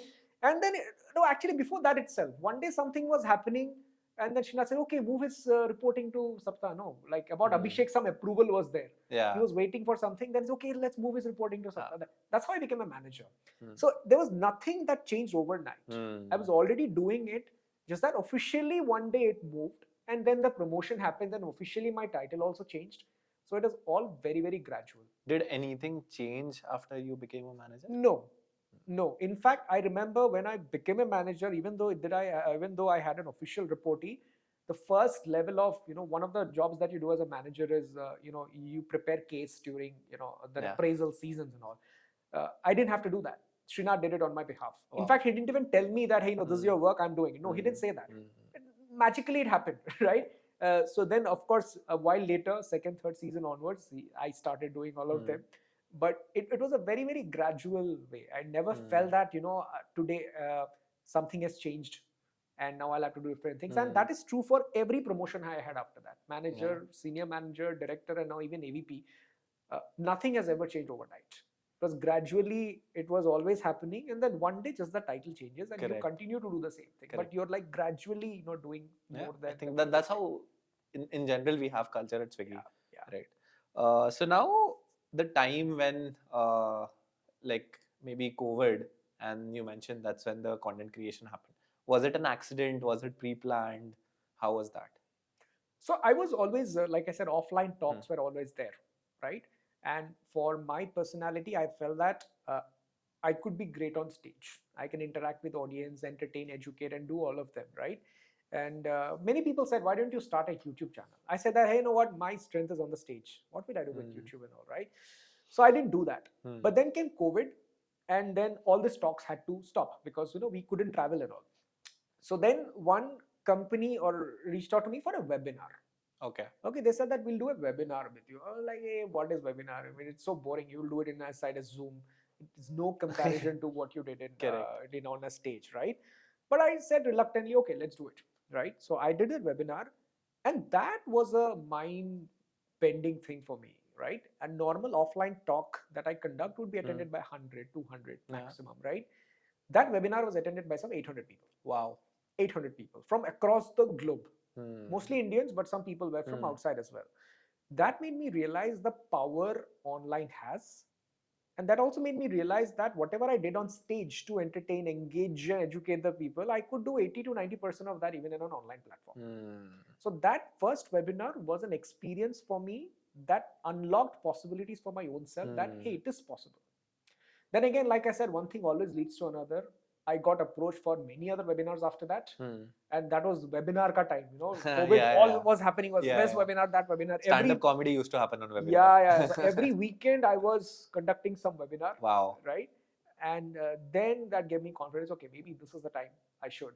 Right, so I started doing stuff as well. People would reach out to me on LinkedIn, and back then people are losing jobs and all. So I was replying to them. Right, okay, they said, okay, I lost my job. This, that. Now what do I do? I would write replies. There I saw that. Of all the questions I received, there were barely 10 to 12 questions that people were asking. It is just a repeat or reframed of the same 10 to 12 maximum questions. So I thought that if I made videos for all 12 questions, I could just share links of that to those people. That's how I started.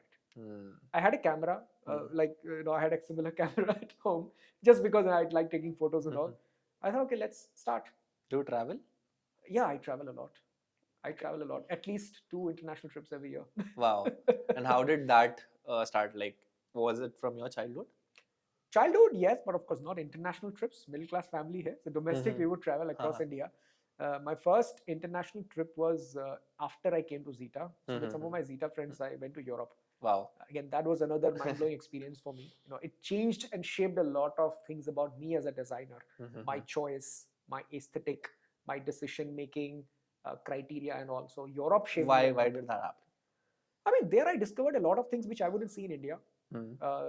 Best is one of the biggest inspiration is their sense of aesthetics. Very understated. European aesthetics is very understated, but at the same time, very beautiful and very classic. And there I also realized that you can wear a simple gray pant and a black t-shirt and look as fashionable as ever. Yeah. Right? As Indians, it is like unheard of. Correct. Right? Your special dress means you'll have to wear all those things and all. Tadak Padak. Yeah, tadak padak and all, right? That's when I learned. And then, the way I dress, the way I do, the way I set up my home, everything changed from that first Euro trip. Yeah. Of course, after that, I've taken many other Euro trips and all. And yeah. Like it's definitely a culture shock when you just see that, like, even basic things appreciated. Or I think even it is so easy for you to stay aesthetic there is completely because the choices available are also like that. Yeah. Right? Yeah, makes sense. Did it also have an impact on you in terms of how you designed? Yeah. So my visual design choices, simplicity, minimalism, all those things, of course, I always liked them, but Europe makes it makes you believe it even more, because you see things happening out there in scale. You'd see there's a huge hoarding which just has maybe one word written in it. Yeah. And the thing out there is the choice of the font. Correct. And the copy that they have written. Yeah. And it can look beautiful, classy, and good and everything. Unless you see an example like this, you can't think of doing something like this, right? So a lot of inspirations are drawn from my travel. It's more like art in there. Yeah. So another thing which I would love to understand is, so once you got into content creation, maybe YouTube and all of that, say today if someone wants to get into that, how should they approach? Yeah, I think the first thing is to understand why do you want to do that, right? Because I said, right, I don't like to use the word influencer, because I've heard of a lot of people that I want to be an influencer, right? I honestly feel, sure, I have more than 500,000 followers across all platforms. I think I influence people more with the work I do at Swiggy than what I do on social media. Influence doesn't always have to be doing in front of something on the camera, right? I'm influencing millions of people with my work at Swiggy. So are you. So is everyone employee out here at Swiggy, right? So that's why I feel that is not influencer as such. You should focus on what you are good at, right? Or what you want to do. Like you asked me, right? What should someone do? I believe in the online world, there are just three broad verticals of creating content. Either you'll have to entertain people, or you'll have to educate people, or you'll have to inspire people. Any kind of content that you see on the internet falls either in one of these three buckets or a mix of two or three of them. So the buckets where I play in is mostly educate and inspire. Yeah, that's what I try to do. Yeah, makes sense. Coming to a point where, so it's been almost 11 years you being designing. How do you still keep that passion alive? See, I genuinely love what I do. I think that helps me a lot. So it's not just a job for me. I don't really do it for money. Of course, money is very important for me. Money should be important for everyone. Yeah. But that's not the only reason why I do it. Because see, if I look at my parents, they had been bankers. Now they're retired, of course. They've been bankers for 30 years. They did it not because they loved banking. They did it because it was a good job. It was giving them good money. They could raise me and my brother really well, give us a good lifestyle and all, right? But they didn't really love banking. But I'm fortunate that the job that I'm doing is not only paying me good money, but also I love it. And once you love it, I always quote Rancho from Three Idiots in this. Once you love it, you'd see yourself doing really well in that. Because no matter how much effort you put, it won't feel like a work. So all the slogging I did at housing till 3 a.m., it was not an effort to make money. It was an effort to get better at something that I also liked. Yeah. Right. What I did at Swiggy for the first project and many other projects is because I genuinely love some of those things. And when you genuinely love, you try to understand and learn more about it. And once you do, you're essentially upskilling. Right. So yes, my passion, for me at least, it is naturally present. I really love the work that I do. I really love this industry where I am in. Correct. I really love the attention I get because I work for this company. Because it's everybody knows about it. So yeah, that's how my passion simply remains. Yeah, it's about gathering more interest about the topic you are in. Another very interesting thing which I want to know about you is, how do you think AI will influence design? See, I feel AI will influence. AI is going to remove a lot of redundancies from our life. That's what my belief is. See, there are lots of things that we do as a part of our work. Some of them are the parts that we like or we are really good at, and some of them are we need to do regardless because it is a part of the job. I think AI will give us the flexibility so that we can focus on the parts we are really good at and we really want to do, so that the rest of the things can be automated. Let's talk about you, right? You have a flat here. You stay maybe with people, right? There are lots of things that your house maintenance needs. Correct. Maybe there is someone who comes and does the dishes for you, so that you can maybe conduct podcasts like this. Someone else is cooking food for you, so that you don't have to worry about what will I have for dinner, right? Someone else is maybe driving your car, and so all of them. Think of all of those. You could have chosen to do all those things yourself. If you are really passionate about cooking, you'll never have a cook. If you're really good at cooking, you'll go and do the cooking yourself. Think of it, AI as all those things that you can outsource. As a part of your job, whatever you are not so good at, whatever you do not enjoy, someone else, a technology, will probably come and do some parts of it. But we are still a little away into getting that stage. So that's what I believe AI is. It's going to be our co-pilot. Yes, I know it's a branded word by Microsoft, but I want to use it. I believe this is a co-pilot. Do you think anywhere in the future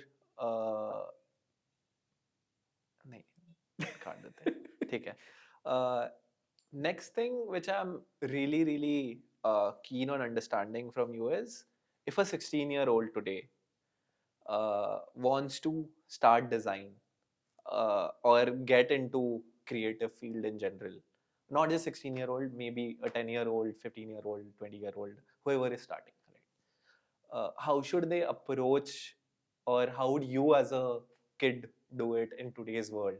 Like, if you could just explain it, do this. See, to a 10 or a 16-year-old, I don't think I'll recommend you be a designer. Okay. Not because design is a bad field, it's because you may be suited better for something else, right? Because it's always better if you do something that you are naturally good at or you really love. The probability of you succeeding in that profession is much higher. You would even succeed if you just take it as a job, but the probability just gets better and you're less burnt out. No, so this is maybe for someone who knows, I love designing, I do painting, I am creative in general, and then wants to get into this. Got it. So for them, I would say, focus on details. I think I've spoken about details enough in this podcast today. Focus on details, because that is one thing that differentiates a good designer from a not so good one. And try to look at the world as a designer. The other day I was seeing a LinkedIn post. Someone had tagged me into that. It was like, when someone else thinks of masks, it's that mask that you wear on your thing. But when I think of mask, it is that Figma wala mask and all, right? Wow. That I feel is a very myopic way of thinking how a designer should observe the world. I feel a designer should actually observe the world in a way where they look into things that other people cannot, right? For example, this cup, for instance, when I was trying to sip coffee, I spilt on my shirt, right? And when I put it out there was a mark out there. Why do you think that happened? Some of us would just let it go because, hey, I didn't hold the cup properly. Maybe I tilted it. Well, maybe, yes, you tilted, but it could also be like, maybe this is not designed in the right way. Maybe it is designed in a way that, you open it and you end up spilling up no matter what, right? Correct. So there are details in everything. This cup is just a very small example. You look at things around you. It could be, your iPad, or the bottle that you drink water from, or the plate that you have your food from, the watch that you're wearing, or the t-shirt that you're wearing, or the chair that you're sitting in, or the bed that you're sleeping in, the tap that you are, filling water with. Everything has got challenges. Everything has got problems, right? I'll give you another thing. In my bathroom, there's a health faucet, right? That jet spray. So there's also a glass partition for the shower section. So the socket where you keep that jet spray, it is fixed in a way that when you put it, it's a press thing, right? You press it and then the water comes out. That lever touches with that glass wall a bit. Just a bit. Because of which there's a drop of water that always keeps falling. Now, some of you may not even notice that it's happening. Okay, it's leaking.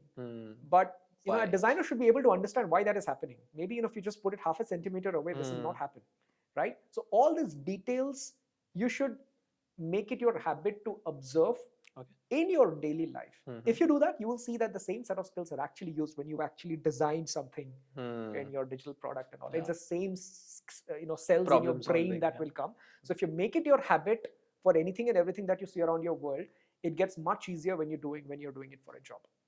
Makes sense. And so now, how would they approach into like getting into the industry in general? Like they've built somewhere some prototypes, so they've started learning tools. So how do you go? Should they do courses? Should they do For a something 16 like or 10-year-old, I would say. No, it's not just 16 or 10 year, maybe a 20-year-old or someone. Take it. Anyone who wants to get into Let this me field. answer in both the parts. The reason why 16-year-old is a little different because you have an option to go study. Correct, yeah. If you have, please go do it.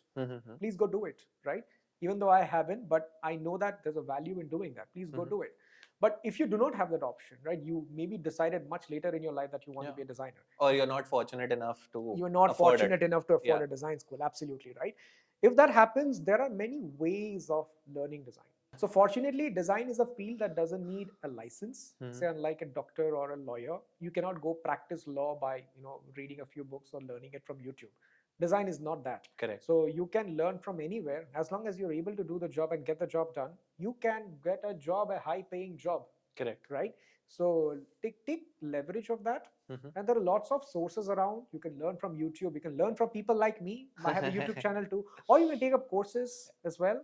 And trust me, if you don't have any access to any of these, you can still learn design with just a bit of guidance. Because I proudly tell everyone that today, maybe I have courses, I sell stuff and all, right? I didn't spend a single rupee to learn design.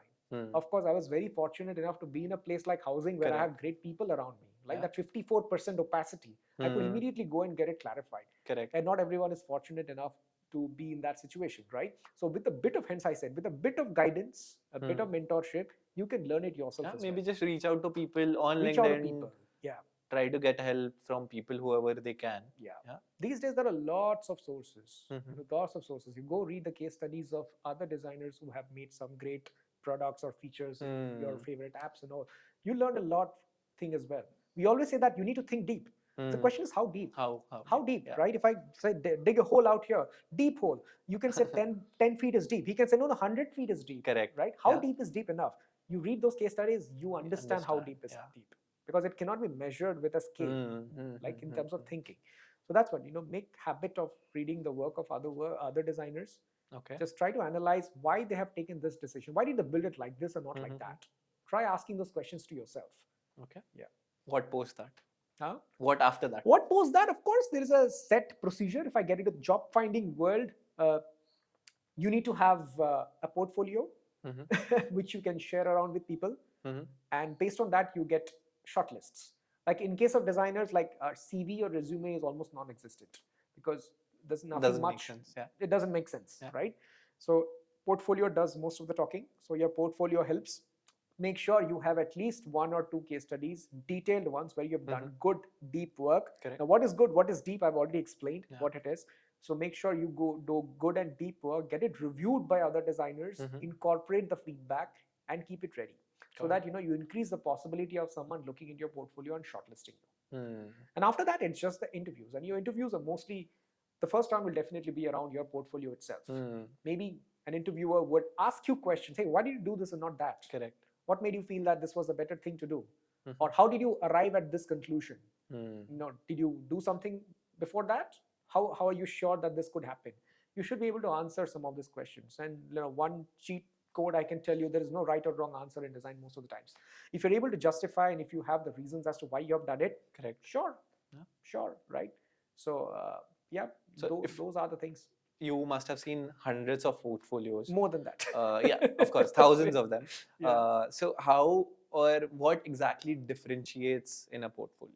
See, of every 100 portfolio that I see, 95 of them are horrible. They just do surface level stuff, right? They do things just because somebody has told them to do it. For example, I see a section with all grayscale screens, and they name that section as wireframes. Correct. When I ask them even one question, okay, what is this wireframe? How is that helping you in the process? They wouldn't have an answer. Another similar thing, faddy thing that I see is personas. Sure, personas are important, but persona building is a huge exercise, my friend. We spent 6 months and years here at Swiggy to build persona, right? People write just 2 name cards and they say this persona 1, this is a persona 2. I ask them, okay, how is persona 1 different from persona 2 in what aspects? Can you highlight 3 differences? They won't have the answer. they won't have the answer because they do not know. Uh-huh. People feel that it's like a spoonful of sugar that you add in your tea and suddenly tea becomes magical. No, Yeah. that's not how it works. Whatever you put, you need to know about it. So yeah, 95% of the portfolios are like that. People who do not know what they are doing. Out of the 5%, maybe around 3-4 of them are shortlistable. And after that, maybe 1 or 2 of them are the ones which I really like. By really like, as in it has all the things. The person has actually explained why they have done it, what approach they have taken, how are they helping the user into maybe making a decision with their app. You always start a case study with a problem statement. How is your final solution catering to those problem statements? Because often I see that they start with a problem statement, they do tons of stuff, and at the end it's just like a loose wire. Okay, you mentioned about a lot of things, but how is it solving the problem that you mentioned at the top? Yeah. Statement. So that, in my mind, is a good portfolio. Yeah, makes sense. I think I'm mostly covered, but I'll just ask you another question. Is there something which I didn't ask, but you feel is something which I should have? Oh wow, man, I'm not good at questions like this. I think I spoke about it was a revision of my entire life, man. Yeah. You did a great job. Yeah. You Thank think you. anything that you didn't ask me? Could be, how was your relationship with engineers? And how do you I can answer approach that. that? I can Yeah, answer that. yeah. I saw really great engineers in housing and Swiggy. Not so much at Zeta. Shit, they'll sue me, no? Not so much at Zeta. At least back then, right? At least back then. Now, of course, I shouldn't even comment how Zeta is right now. Because there, I was made to believe that some of the things are not possible. It is simply not possible. We can't do it. It made me feel that, man proposes, God disposes. It always made us feel like we designers can do wonderful stuff. These developers, technology hasn't evolved. Yeah. I was so damn wrong. And when I came to Swiggy and I realized, oh man, everything is possible. You just need to have the right people. Correct. Right? So that was a great thing for me. I've worked with people like, Agam, Raj and all, of course. You work with them as well. They are some of the finest designers, designers. They're some of the finest developers I have seen in my life. Yeah. And best thing is their attitude, man. Like no one ever says that it's not possible. I say, hey, is this possible? Ho to jayega, par thoda time lagega. Correct. I've never heard ever that it is not possible. I've never heard, I'm not even kidding, I've never heard that it is not possible. The answer is always like, it is possible, but it will take time. Then of course, we figure out some workarounds and all. So yeah, my relationship had been pretty good. Largely, mostly. There are places, where I might have had different opinions. But I realized, at least in Swiggy, if I talk about the engineering team, I have a very good relationship with the app engineering team, at least. Tushar, as you know. How do you sort of build, so if designers are watching this and they want to collaborate with engineers and everything, because we keep on doing that and build a lot of things which actually make sense, right? How do you, as a designer, approach that kind of relationship, or if an engineer wants to have that kind of mindset? I think first thing is to get away with the mindset that it's an us versus them game. Correct. It is not. Yeah, it's one we team. all are on the one side and we are doing it. Correct. Right? Once you take that mindset away and you're confident that everyone is equally passionate towards building it, which I believe is the case most of the times in Swiggy. Some exceptions maybe, right? Once you have that mindset, you will see that everyone is equally motivated to build something great. Right? A designer sitting out there might be thinking that, hey, I do a lot of wonderful things, my developers do not do it. That's not the case, right? Maybe you're in the wrong place, which makes you feel that your developers are that way. And developers might feel that the designers come with a lot of things, they don't have any other job in, or what, right? But it's always about, if you're focused on your common goal, you will see everyone is working towards it. Yeah. And, be empathetic. Because I can say that, hey, change this. It might be a huge effort on the side of the engineer. Correct. Like I can say that, this bottom navigation bar has to come consistently across all the pages. Yes, that's how the perfect experience is. But maybe the technologies are so damn different that it is just impossible to do it. Correct. If I were to draw a parallel, I was actually telling someone in my team today, it might be almost like, hey, it's designed in Figma. Now you'll have to design that page on Photoshop in the exact same way. You can't reuse anything. You'll have to do things from the scratch. Yeah. once you start, using analogies in your own world and Hmm. understand what someone else might have to go through, Correct. you build that empathy. And the reverse also needs to be true, Sure, right? yeah. From the engineer side as well. Once you have this mutual relationship, you develop that trust that when I know that my developer is saying this is not possible, I will not question that, because that's a trust I've built over time. And at least in Swiggy today, I have that trust, at least with the app engineering team for Correct, sure, right? yeah. We support each other, like Tushar's team, right? There are times when I work the extra mile for Tushar. There are some times that Tushar works the extra Correct. mile for me, because Yeah. this is the relationship we have Which built we over have, time, yeah. which I believe is wonderful. Correct. No one is perfect. I'll make mistakes. My team will make mistakes. His team will make mistakes. Correct. It's just about, how can we overall make Swiggy or whichever product we're making good. Yeah. If we have that attitude, I think relationships will be fine. Yeah. Amazing. Thank you, man. Thank you so much for doing this and staying so long. I Yeah. definitely had fun and lot of insights to cover. Like, I'll probably rewatch this again and again to get those insights myself, and maybe Thanks a lot for people inviting, man. watching this I as well. enjoyed every bit of it. I'm a talkative guy. I think you might have figured out by now. You just need to trigger me and I will keep speaking. So you'll have to stop me. But on a Yeah. serious note, I really loved it. Can't wait to see this go live. Yep. Thank you.